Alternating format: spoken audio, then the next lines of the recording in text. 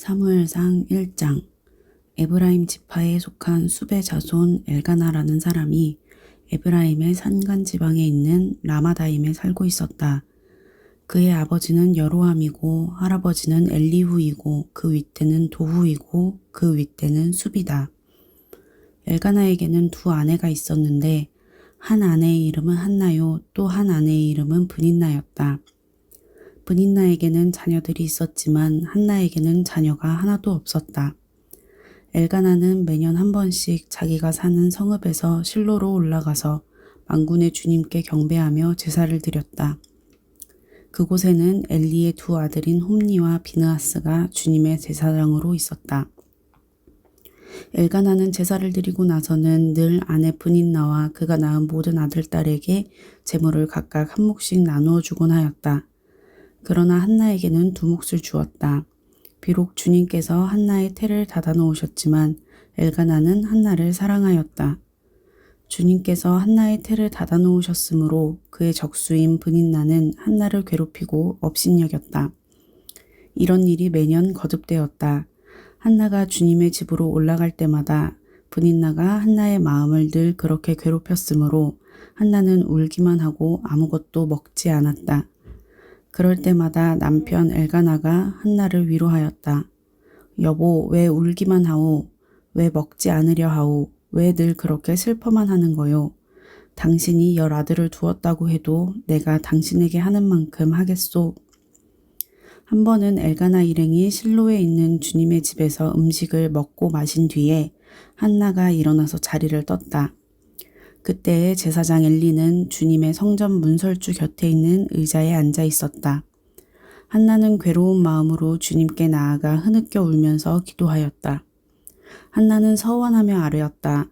만군의 주님, 주님께서 주님의 종의 이 비천한 모습을 참으로 불쌍히 보시고 저를 기억하셔서 주님의 종을 잊지 않으시고 이 종에게 아들을 하나 허락하여 주시면 저는 그 아이의 한평생을 주님께 바치고 삭도를 그의 머리에 대지 않도록 하겠습니다.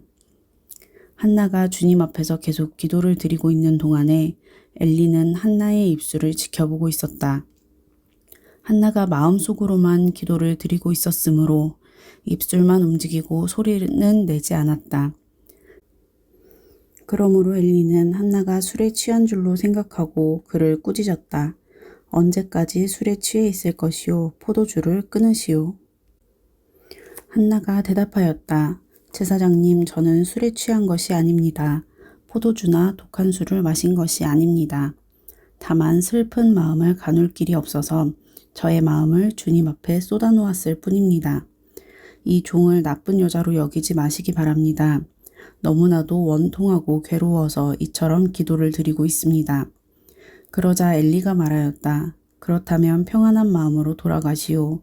이스라엘의 하나님이 그대가 간구한 것을 이루어 주실 것이요. 한나가 대답하였다. 제사장님, 이 종을 좋게 보아주시기 바랍니다. 한나는 그 길로 가서 음식을 먹었다. 그리고 다시는 얼굴에 슬픈 기색을 띠지 않았다. 다음 날 아침 그들은 일찍 일어나 주님께 경배를 드리고 나서 라마에 있는 집으로 돌아왔다. 엘가나가 아내 한나와 동침하니 주님께서 한나를 기억하여 주셨다. 한나가 임신을 하고 다리 차서 아들을 낳았다. 한나는 주님께 구하여 얻은 아들이라고 하여 그 아이의 이름을 사무엘이라고 지었다. 남편 엘가나가 자기의 온 가족을 데리고 주님께 매년 제사와 서원 제사를 드리러 올라갈 때가 되었을 때에 한나는 함께 올라가지 않고 자기 남편에게 이렇게 말하였다. 나는 아이가 젖을 뗄 때까지 기다렸다가 젖을 뗀 다음에 아이를 주님의 집으로 데리고 올라가서 주님을 뵙게 하고 아이가 평생 그곳에서 머물러 있게 하려고 합니다. 나는 그 아이를 평생 나실 사람으로 바치겠습니다. 남편 엘가나가 그에게 대답하였다. 당신 생각에 그것이 좋으면 그렇게 하시오. 그 아이가 젖을 뗄 때까지 집에 있으시오. 주님께서 당신의 말대로 이루어 주시기를 바라오. 그래서 그의 아내는 아들이 젖을 뗄 때까지 집에 머무르면서 아이를 길렀다. 마침내 아이가 젖을 때니 한나는 아이를 데리고 3년 된 수소 한 마리를 끌고 밀가루 한 에바와 포도주가 든 가죽부대 하나를 가지고 실로로 올라갔다. 한나는 어린 사무엘을 데리고 실로에 있는 주님의 집으로 갔다. 그들이 수소를 잡고 나서 그 아이를 엘리에게 데리고 갔다. 한나가 엘리에게 말하였다. 제사장님, 나를 기억하시겠습니까? 내가 주님께 기도를 드리려고 이곳에 와서 제사장님과 함께 서 있던 바로 그 여자입니다. 아이를 낳게 해달라고 기도하였는데 주님께서 내가 간구한 것을 이루어 주셨습니다. 그래서 나도 이 아이를 주님께 바칩니다. 이 아이의 한평생을 주님께 바칩니다. 그런 다음에 그들은 거기에서 주님께 경배하였다. 사무엘상 2장. 한나가 기도로 아뢰었다. 주님께서 나의 마음에 기쁨을 가득 채워주셨습니다. 이제 나는 주님 앞에서 얼굴을 들 수 있습니다. 원수들 앞에서도 자랑스럽습니다. 주님께서 나를 구하셨으므로 내 기쁨이 큽니다. 주님과 같으신 분은 없습니다. 주님처럼 거룩하신 분은 없습니다. 우리 하나님 같은 반석은 없습니다. 너희는 교만한 말을 늘어놓지 말아라. 오만한 말을 입 밖에 내지 말아라. 참으로 주님은 모든 것을 아시는 하나님이시며 사람이 하는 일을 저울에 달아보시는 분이시다. 용사들의 활은 꺾이나 약한 사람들은 강해진다. 한때 넉넉하게 살던 자들은 먹고 살려고 품을 팔지만 굶주리던 자들은 다시 굶주리지 않는다. 자식을 못 낳던 여인은 7이나 낳지만 아들을 많이 둔 여인은 홀로 남는다. 주님은 사람을 죽이기도 하시고 살리기도 하시며 스올로 내려가게도 하시고 거기에서 다시 돌아오게도 하신다. 주님은 사람을 가난하게도 하시고 부유하게도 하시고 낮추기도 하시고 높이기도 하신다. 가난한 사람을 티끌에서 일으키시며 궁핍한 사람을 거름더미에서 들어 올리셔서 귀한 이들과 한자리에 앉게 하시며 영광스러운 자리를 차지하게 하신다. 이 세상을 떠받치고 있는 기초는 모두 주님의 것이다. 그분이 땅덩어리를 기초 위에 올려놓으셨다. 주님께서는 성도들의 발걸음을 지켜주시며 악인들을 어둠 속에서 멸망시키신다. 사람이 힘으로 이길 수가 없다. 주님께 맞서는 자들은 산산이 깨어질 것이다. 하늘에서 벼락으로 그들을 치실 것이다. 주님께서 땅끝까지 심판하시고 세우신 왕에게 힘을 주시며 기름 부어 세우신 왕에게 승리를 안겨주실 것이다. 엘가나는 라마에 있는 자기의 집으로 돌아갔으나 사무엘은 제사장 엘리 곁에 있으면서 주님을 섬기는 사람이 되었다. 엘리의 아들들은 행실이 나빴다. 그들은 주님을 무시하였다. 제사장이 백성에게 지켜야 하는 규정이 있었는데 그들은 그것도 무시하였다. 누군가가 제사를 드리고 그 고기를 삶고 있으면 그 제사장의 종이 살이 3개 달린 갈고리를 들고 와서 냄비나 솥이나 큰 솥이나 가마솥에 갈고리를 찔러 넣어서 그 갈고리에 걸려 나오는 것은 무엇이든지 제사장의 몫으로 가져갔다. 실로에 와서 주님께 제물을 바치는 이스라엘 사람이 모두 이런 일을 당하였다. 그뿐 아니라 사람들이 아직 기름을 떼내어 태우지도 않았는데 제사장의 종이 와서 제물을 바치는 사람에게 제사장님께 구워드릴 살코기를 내놓으시오. 그분이 원하는 것은 삶은 고기가 아니라 날고기요 하고 말하곤 하였다. 제물을 바치는 사람이 그 종에게 먼저 기름을 태우도록 되어 있으니 그렇게 하고 난 다음에 원하는 것을 가져가시오 하고 말하면 그는 아니요 당장 내놓으시오. 그렇지 않으면 강제로라도 가져가겠소 하고 대답하였다. 엘리의 아들들은 주님께서 보시는 앞에서 이렇듯 심하게 큰 죄를 저질렀다. 그들은 주님께 바치는 제물을 이처럼 함부로 대하였다. 한편 어린 사무엘은 모시 에봇을 입고 주님을 섬겼다. 사무엘의 어머니는 해마다 남편과 함께 매년 제사를 드리러 성소로 올라가곤 하였다. 그때마다 그는 아들에게 작은 겉옷을 만들어서 가져다 주었다. 그리고 엘리는 엘가나와 그의 아내에게 주님께 간구하여 얻은 아들을 다시 주님께 바쳤으니 주님께서 두 분 사이에 이 아이 대신에 다른 자녀를 많이 주시기를 바랍니다 하고 복을 빌어 주었다. 그들은 이렇게 축복을 받고서 고향으로 돌아가곤 하였다. 주님께서 한나를 돌보아 주셔서 한나는 임신하여 아들 3과 딸 2을 더 낳았다. 어린 사무엘도 주님 앞에서 잘 자랐다. 엘리는 매우 늙었다. 그는 자기 아들들이 모든 이스라엘 사람에게 저지른 온갖 잘못을 상세하게 들었고 회막 어귀에서 일하는 여인들과 동침까지 한다는 소문을 들었다. 그래서 그는 그들을 타일렀다. 너희가 어쩌자고 이런 짓을 하느냐? 너희가 저지른 악행을 내가 이 백성 모두에게서 듣고 있다. 이놈들아 당장 그쳐라. 주님의 백성이 이런 추문을 옮기는 것을 내가 듣게 되다니 두려운 일이다. 사람끼리 죄를 지으면 하나님이 중재하여 주시겠지만 사람이 주님께 죄를 지으면 누가 변호하여 주겠느냐. 아버지가 이렇게 꾸짖어도 그들은 아버지의 말을 듣지 않았다. 주님께서 이미 그들을 죽이려고 하셨기 때문이다. 한편 어린 사무엘은 커갈수록 주님과 사람들에게 더욱 사랑을 받았다. 하나님의 사람이 엘리를 찾아와서 말하였다. 나 주가 말한다. 내 조상의 집이 이집트에서 바로의 집에 속하였을 때에 내가 그들에게 나를 분명하게 나타내 주지 않았느냐. 그때 내가 이스라엘의 모든 지파 가운데서 내 조상 아론을 선택해서 나의 제사장으로 삼아 나의 제단에 올라와 분향을 하게 하며 에봇을 입고 내 앞으로 나와 내 뜻을 듣도록 하지 않았느냐.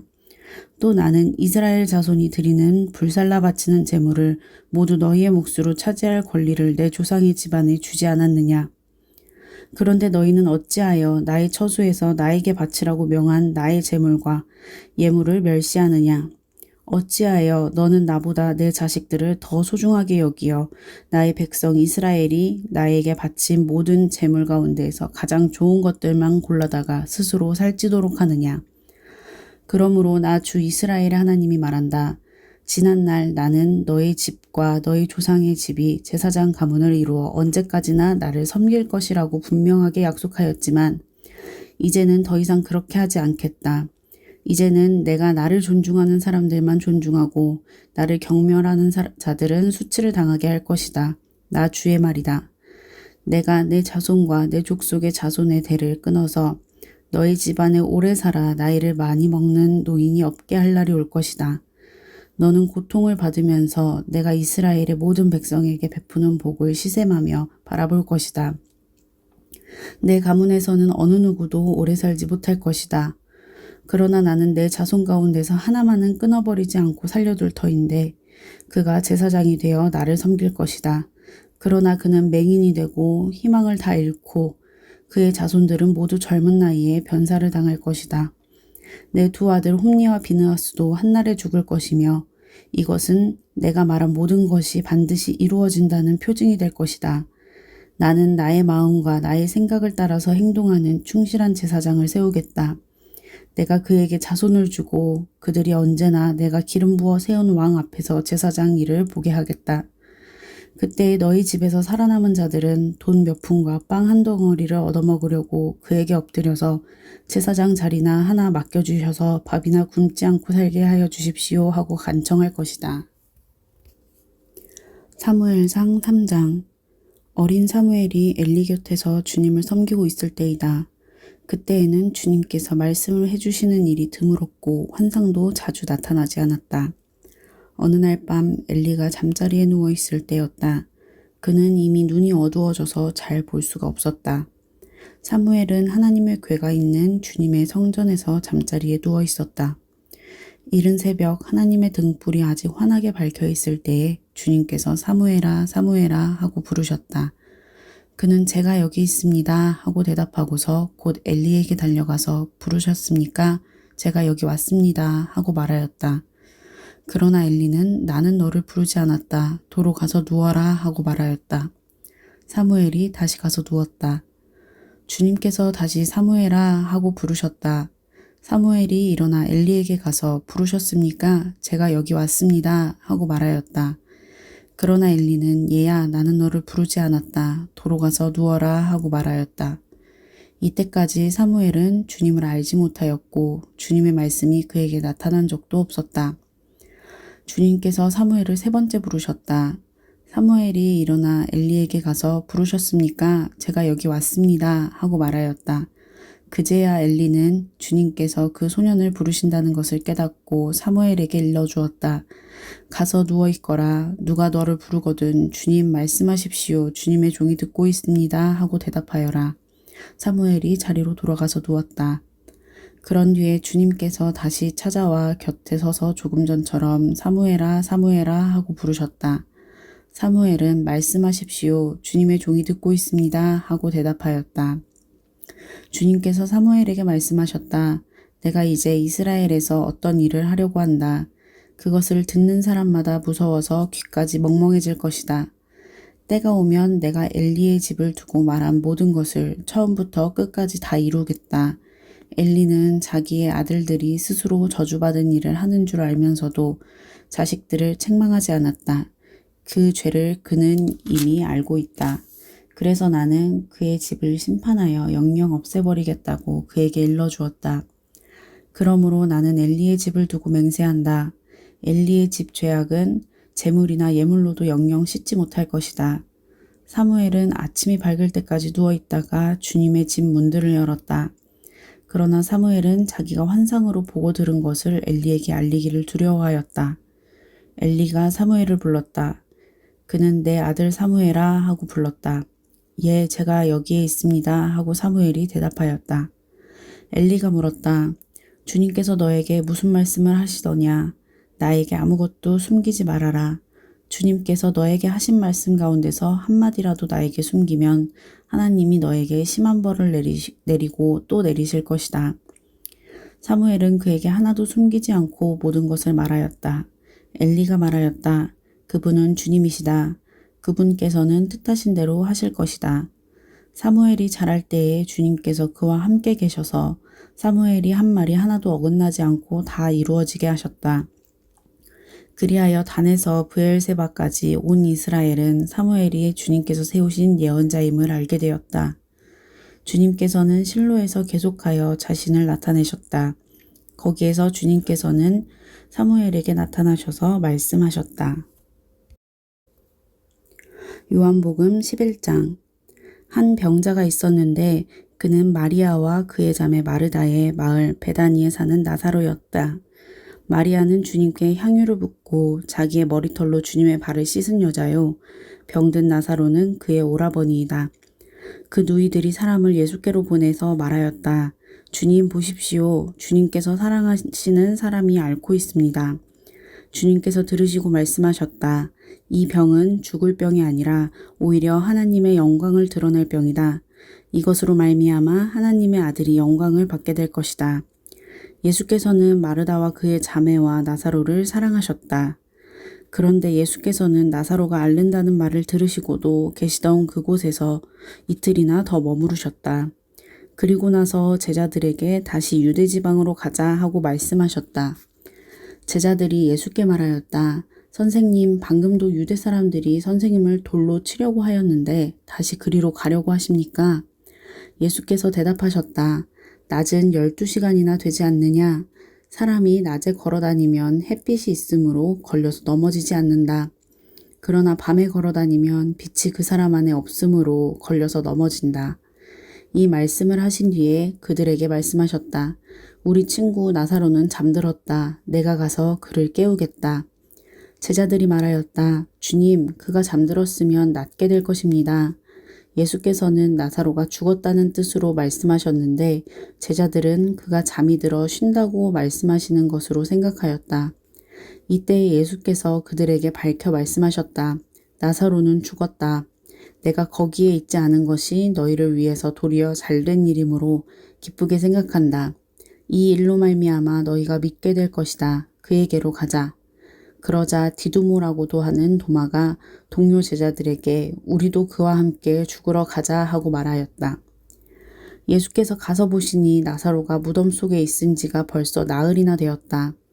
베다니는 예루살렘에서 오리가 조금 넘는 가까운 곳인데 많은 유대 사람이 그 오라버니의 일로 마르다와 마리아를 위로하러 와 있었다.